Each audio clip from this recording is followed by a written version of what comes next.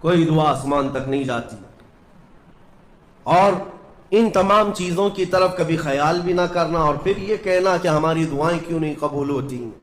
دعا تو کرتے ہیں، کمائی بھی صاف ہے، حلال ہے، لیکن پاک صلی اللہ تعالیٰ علیہ وسلم مجلس میں بیٹھے ہیں صحابہ کے، ایک اجنبی شخص آیا، مجلس میں آیا، آ کر کے سیدھے حضور پاک صلی اللہ علیہ وسلم کے قریب بیٹھ گیا، اتنا قریب کہ اپنے گھٹنے حضور کے گھٹنے سے لگا لیا، قریب سے قریب ہو کر بیٹھا۔ صحابہ کرام اور بھی مجلس میں تھے، سب دیکھ رہے تھے، اور وہ اجنبی جو شخص آیا تھا اس کو کوئی بھی پہچانتا نہیں تھا۔ اس نے آتے ہی سوالات کرنا شروع کیا۔ سب سے پہلے اس نے پوچھا مل ایمان، ایمان کسے کہتے ہیں؟ رسول پاک صلی اللہ تعالیٰ علیہ وسلم نے جواب دیا، اس بات کا اقرار کرو کہ اللہ تبارک و تعالیٰ کے سوا کوئی معبود نہیں، محمد صلی اللہ تعالیٰ علیہ وسلم اللہ کے رسول ہیں، فرشتوں پر اور اللہ کی کتابوں پر، رسولوں پر، تقدیر پر، قیامت کے دن پر اور مرنے کے بعد دوبارہ زندہ ہونے پر یقین رکھنا۔ اس اجنبی شخص نے پوچھا مل اسلام، پھر اسلام کیا ہے؟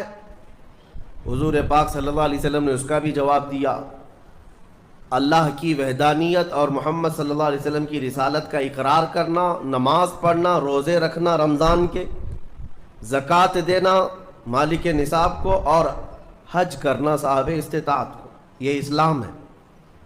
2 سوالات ہو گئے۔ تیسری مرتبہ اس نے سوال کیا مل احسان، احسان کیا چیز ہے؟ احسان نیکی کو کہتے ہیں، احسان یہی پورا تصوف ہے جس کو لے کر آج صوفیہ اکرام چلتے ہیں۔ اس نے پوچھا احسان کسے کہتے ہیں؟ اب جواب میں میرے آقا صلی اللہ علیہ وسلم نے 2 جملے ارشاد فرمائے، وہ ہماری پوری زندگی کو گھیرے ہوئے ہیں۔ کیا فرماتے ہیں؟ ان تعبد اللہ کأنک تراہ وإن لم تکن تراہ فإنہ یراک۔ رسول پاک صلی اللہ علیہ وسلم فرماتے ہیں احسان کا مطلب یہ ہے کہ تم اللہ کی عبادت ایسے کرو جیسے تم اسے دیکھ رہے ہو۔ عبادت، نماز کی بات نہیں، عبادت، عبادت میں سب چیزیں آ جاتی ہیں۔ روزہ بھی عبادت ہے، زکوٰۃ بھی عبادت ہے، حج بھی عبادت ہے، خیرات بھی عبادت ہے، نماز بھی اس کا ایک حصہ ہے۔ اور رسول پاک نے فرمایا یہ ساری عبادت ایسے کرو جیسے تم اللہ کو دیکھ رہے ہو، اور اگر تمہاری یہ کیفیت نہیں آ پاتی تو ایسی عبادت کرو کہ اللہ تمہیں دیکھ رہا، یہ خیال تو آ جائے کہ اللہ تمہیں دیکھ رہا ہے۔ اب وہ شخص جو سوالات کر رہا تھا اس نے ساری چیزوں کو کہا صدقت صدقت، ہاں آپ بالکل سچ کہہ رہے ہیں، سچ کہہ رہے ہیں۔ حضرت عمر فاروق فرماتے ہیں یہ کون اجنبی ہے، خود سوال بھی کرتا ہے اور خود تصدیق بھی کرتا ہے، جواب ملنے کے بعد کہتا ہاں بالکل آپ نے صحیح کہا۔ اخیر میں اس نے کہا متی الساعۃ یا رسول اللہ صلی اللہ علیہ وسلم، قیامت کب آئے گی؟ اس کے جواب میں رسول کریم صلی اللہ تعالیٰ علیہ وسلم نے مخفی انداز میں ارشاد فرمایا جتنا پوچھنے والے کو معلوم ہے اتنا ہی پوچھے جانے والے کو بھی۔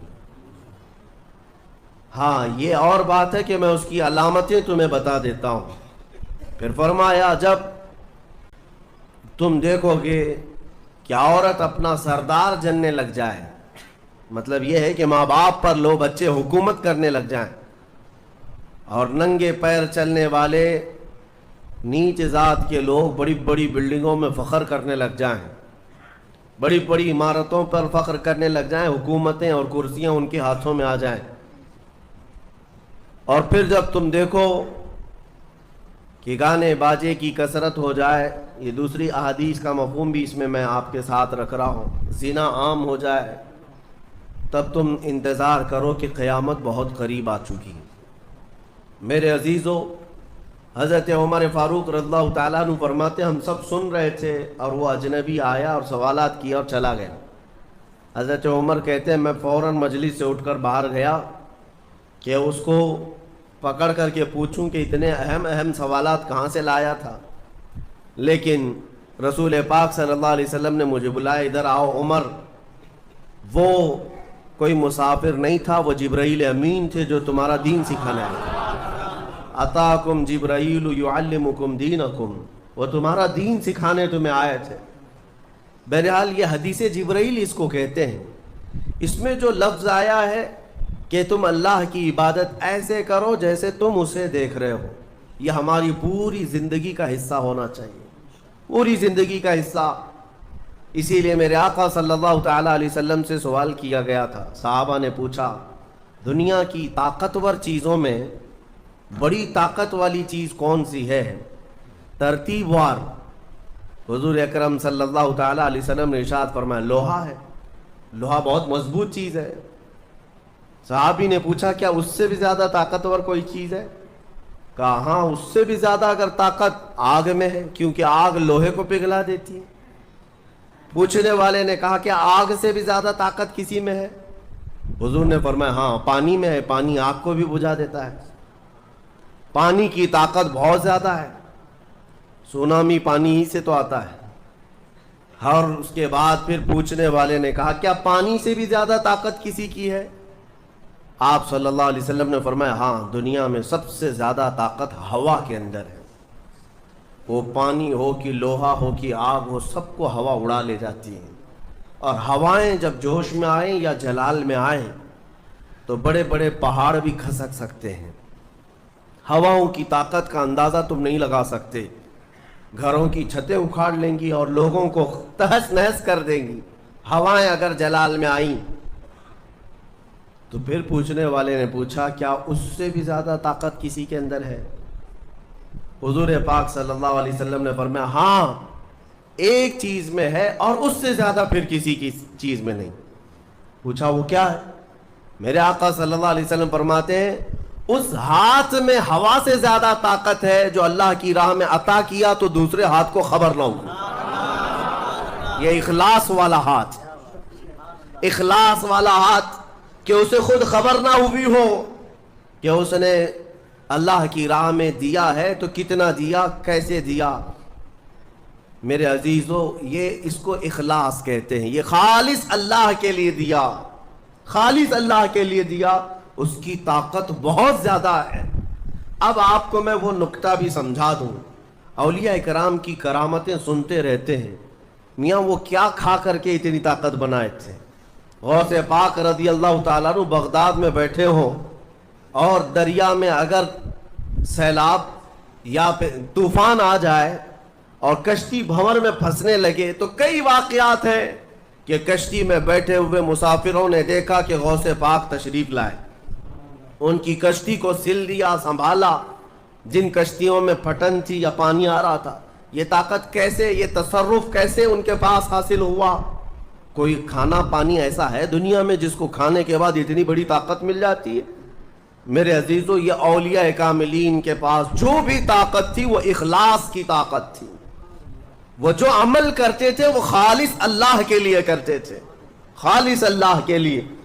اور وہ اپنے آپ کو تک فنا کر چکے ہوتے اللہ رب العزت کی بارگاہ میں. اسی لیے میرے عزیزو ان طاقتوں کے سامنے دنیا کی کوئی طاقت ٹک نہیں پاتی. اخلاص کی طاقت. آج تم کر کے تو دیکھو، اللہ رب العزت کی بارگاہ میں اگر مخلص ہو گئے تو شیطان جو چیلنج کر کے آیا تھا اللہ کی بارگاہ میں، لَأَقْعُدَنَّ لَهُمْ صِرَاطَكَ الْمُسْتَقِيمَ، مولا میں تیرے سیدھے راستے پر بیٹھ جاؤں گا، جو بھی تیرے سیدھے راستے سے گزرے گا میں اس کو بہکاؤں گا.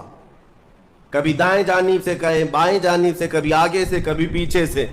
قرآن کی آیت میں بتا رہا ہوں آپ کو، 8ویں پارے میں اللہ نے فرمایا شیطان یہ چیلنج کیا اللہ سے، قیامت تک تو مجھے مہلت دے دے میں تیرے بندوں کو بہکاؤں گا. اور پھر اللہ تبارک و تعالیٰ سے وہ کہتا ہے کہ ان سب کو سیدھے راستے سے میں ہٹاؤں گا. لیکن شیطان نے اخیر میں ایک جملہ یہ بھی کہا، مولا یہ جتنے بھی سیدھے راستے پر چلیں گے ان کو بہکا تو دوں گا، الا عبادک منہم المخلصین، مگر تیرے وہ بندے جو اخلاص کے ساتھ تیری عبادت کرتے ہیں ان پر میرا داؤ نہیں چل سکے گا، میں انہیں نہیں بہکا سکوں گا. اب اندازہ کرو کہ شیطان جس کے پاس ساری طاقتیں آ جاتی ہیں باطل طریقے سے وقتی طور پر، وہ عاجز آ گیا تو پھر دنیا کی یہ چھوٹی موٹی طاقتیں تمہارا کیا بگاڑ لیں گی؟ اگر اخلاص تمہارے اندر آ جائے، خلوص کی دولت آ جائے. دنیا میں جو کچھ بھی کر رہے ہو سب دکھاوے کے لیے نہیں ہے. کچھ عبادتیں ایسی ہیں جو تمہارے ساتھ راز رہے تمہارے اور تمہارے پروردگار کے بیچ. ہر بات کی تشہیر کرنا ضروری نہیں ہوتا کہ لوگوں کی مدد آپ نے کیا تو پیپر میں چھاپ دیا، اور آپ کوئی نیکی کر رہے ہیں تو ضروری نہیں ہوتا کہ ہر چیز کی تشہیر کی جائے. ہاں کچھ چیزوں میں حکمت اور مصلحت ہو سکتی ہے کہ لوگوں کو نیکی کی طرف بلانے کے لیے اعلان کیا گیا ہو، لیکن ہر چیز میں نہیں. عزیزان گرامی وقار، اخلاص جب کسی کے پاس ہو تو ایک اور حدیث میں آپ کو بتا دوں، بندے جو عبادت کرتے ہیں نا یہاں پر دنیا میں بھی، سب کا کچھ نہ کچھ ایک غرض ہے، کچھ نہ کچھ ایک مقصد ہے. آپ نماز کے لیے آئے ہیں یا نیکیاں کر رہے ہیں یا گناہوں سے بچ رہے ہیں تو کوئی تو غرض ہوگی. ہاں دو میں سے ایک چیز ہوگی، جہنم کا خوف ہوگا، اللہ کے عذابات سے ڈر لگتا ہوگا اس لیے نماز پڑھ لیتے ہیں، پوری اپنی صحیح کر لیتے ہیں، یا تو پھر جنت کی نعمتوں کا شوق ہوگا کہ جنت میں جانا ہے، صحابہ تابعین اولیاء کاملین کے پڑوس میں رہنا ہے. یا تو شوق ہے یا تو ڈر ہے، اور یہ دونوں چیزیں بندے کو عبادت کرواتی ہیں. قیامت کے دن کے متعلق حدیث میں ملتا ہے جب بخشے گئے ہوئے لوگ جن کو جنت بھیجا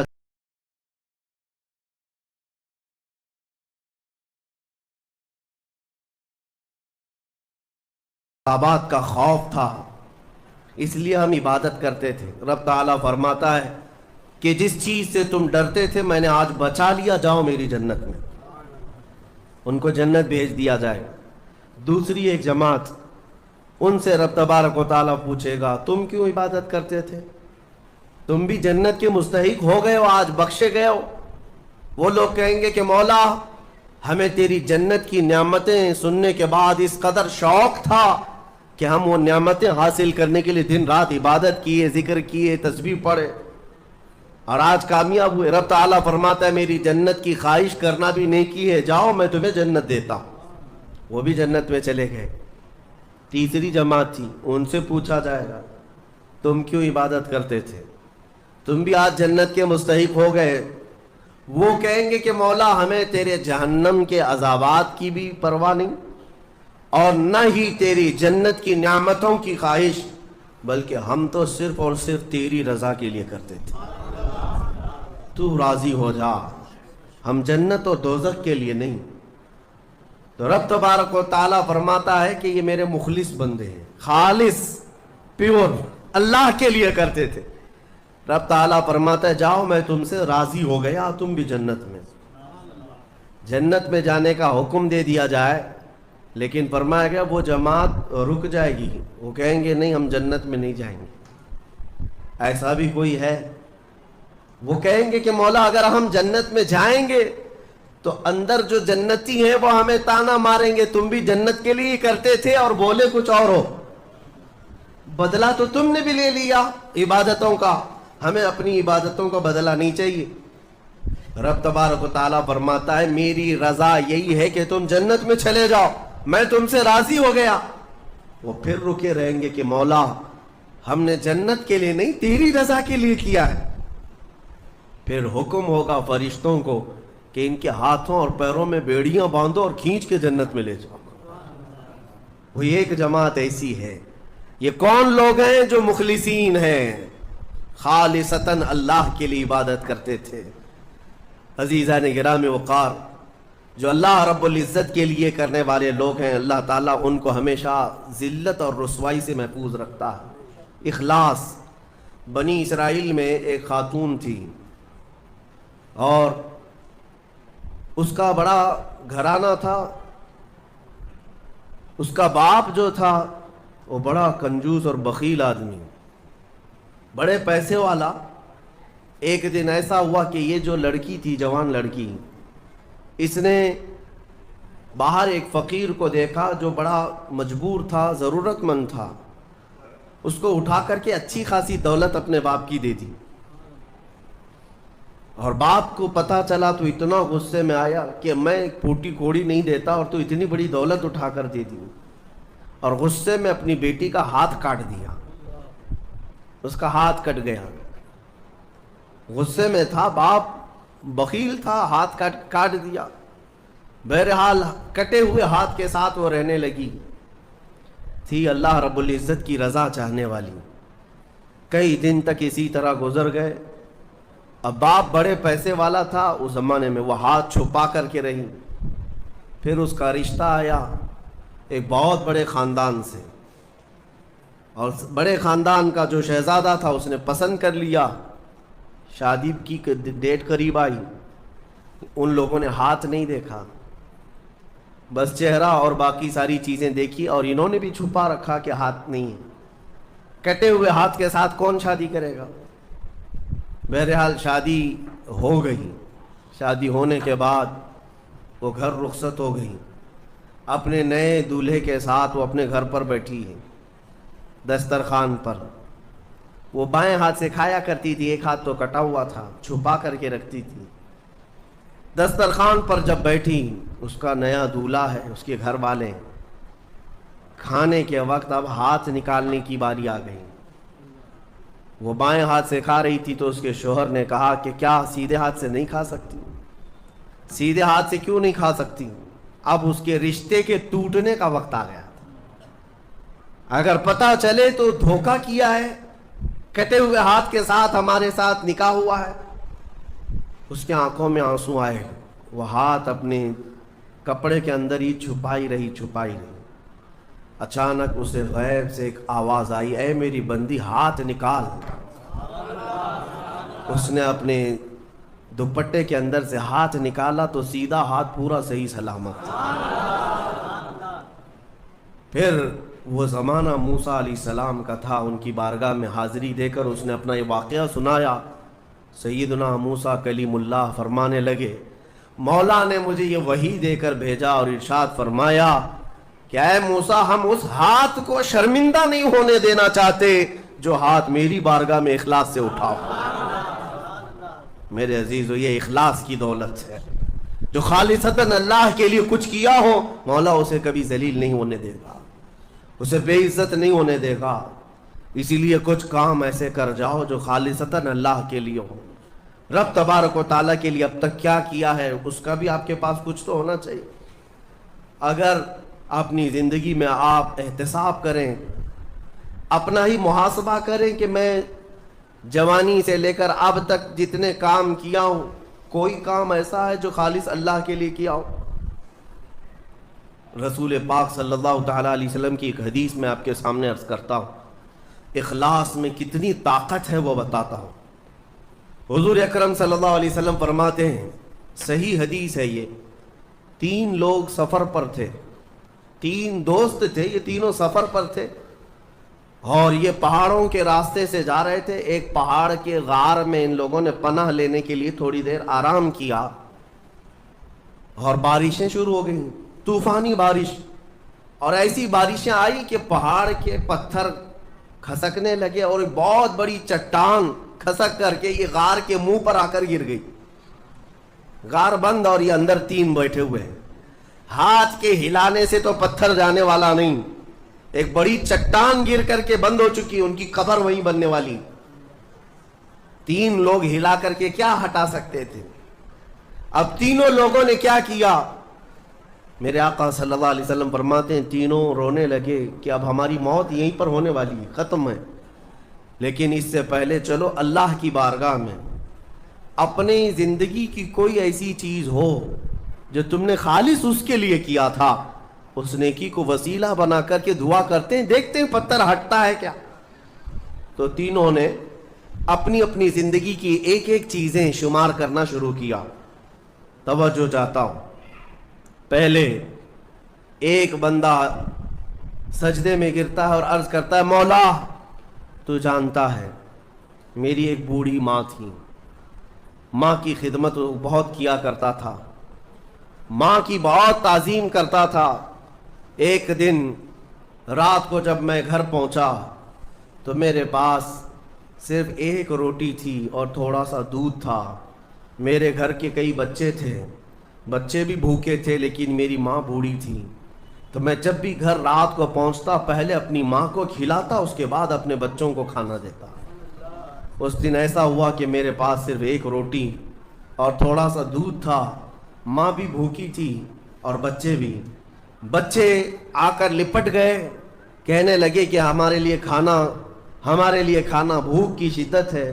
میں نے بچوں کو تھوڑی دیر کے لیے بٹھایا گھر کے باہر اور اس روٹی کو چور کر دودھ میں اپنی بوڑھی ماں کو کھلایا.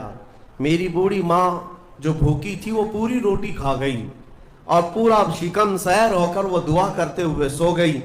اس رات کو میں بھی بھوکا رہا, میرے بچے بھی بھوکے رہے. ہمارے گھر میں اس کے علاوہ کوئی کھانا نہیں تھا. اے رب ذوالجلال, میں نے اپنی ماں کے ساتھ یہ جو حسن سلوک کیا خالص تجھے راضی کرنے کے لیے, خالص تجھے راضی کرنے کے لیے. مولا اگر یہ میری نیکی تجھے پسند ہے تو یہ چٹان کو ہٹا دے. وہ دعا کر رہا تھا, چٹان تھوڑی کھسک گئی, اپنے آپ کھسک گئی, لیکن اتنی نہیں کہ وہ نکل سکیں. دوسرا جو ساتھی تھا وہ سجدے میں گرا اور وہ دعا کرنے لگا. یہ پوری حدیث پاک موجود ہے جس کو میرے آقا نے بیان کیا. میرے عزیزو, زندگی میں کوئی ایسی چیز ہو جو اللہ کے لیے کیا ہو, پھر دیکھنا زندگی کی مصیبتیں آئیں, اسی نیکی کو تم اللہ کی بارگاہ میں رکھ سکتے ہو. دوسرا سجدے میں گرتا اور کہتا ہے, مولا تو بہتر جانتا ہے, میں اپنی چچیری بہن کا عاشق ہو گیا تھا. اس کی چچیری بہن تھی, چاچا کی بیٹی, عاشق ہو گیا اور ہم دونوں میں معاشقہ چلنے لگا, ایک دوسرے سے محبت کرنے لگے. ایک دن ایسا آیا کہ ہمارے گھر والے اور اس کے گھر والے سب باہر چلے گئے, ہم دونوں تنہا رہ گئے اور ہم دونوں ایک کمرے کے اندر آئے. ہم دونوں نے گناہ کرنے کا ارادہ کر لیا. شادی تو نہیں ہوئی تھی, نکاح بھی نہیں ہوا تھا. دونوں کھڑے ہوئے, گناہ کرنے کا ارادہ ہی تھا کہ ہم دونوں کو اچانک خیال آیا میرا رب دیکھ رہا ہے. ہم کپڑے اتارے اس کے سامنے جو ہمارے دلوں کے حالات بھی جانتا ہے. تو وہ میری چچیری بہن وہ بھی رونے لگی, میں بھی رونے لگا اور ہم ایک دوسرے کو ہاتھ نہیں لگائے. مولا اس زنا سے اور اس بدکاری سے اگر میں بچا تھا تو میرے رشتہ داروں سے ڈر کر نہیں, خالص تیری رضا کے لیے کہ مولا کریم کے اس سلطنت کو میں اپنے گناہوں سے پامال نہیں کروں گا. تو جب یہ وہ کہنے لگا اور عرض کیا, مولا اگر میں وہ رات گناہ سے بچاؤں, تیری بارگاہ میں میرا وہ بچنا پسند ہے, تو اس چٹان کو تو ہٹا دے. حدیث پاک میں چٹان اور کھسک گئی. تیسرا شخص تھا, وہ سجدے میں گرا اور کہنے لگا, اے رب ذوالجلال, تو بہتر جانتا ہے میں ایک زمین اور جائیداد کا مالک تھا. میرے پاس کئی مزدور کام کیا کرتے تھے اور ایک مرتبہ ایسا ہوا کہ میں مہینہ ختم ہوتے ہی سارے مزدوروں کو ان کی تنخواہ دے دیا کرتا. ایک مزدور ایسا ہے جو اپنی تنخواہ لیے بغیر چلا گیا, ایک مزدور تنخواہ لیے بغیر چلا گیا اور اس کی تنخواہ میں نے سنبھال کر رکھی اور اس سے ایک بکری خرید لیا. میاں لوگ تو کسی کی سیلری ہو دبا کر کے کھا جائیں گے, اور یہ حدیث پاک میں جس کے لیے کہا جا رہا ہے وہ بندہ کہتا ہے میں اس کی پوری تنخواہ سے ایک بکری خرید لیا, بکری کو پالنے لگا. وہ مزدور آیا نہیں, وہ مزدور چلا گیا.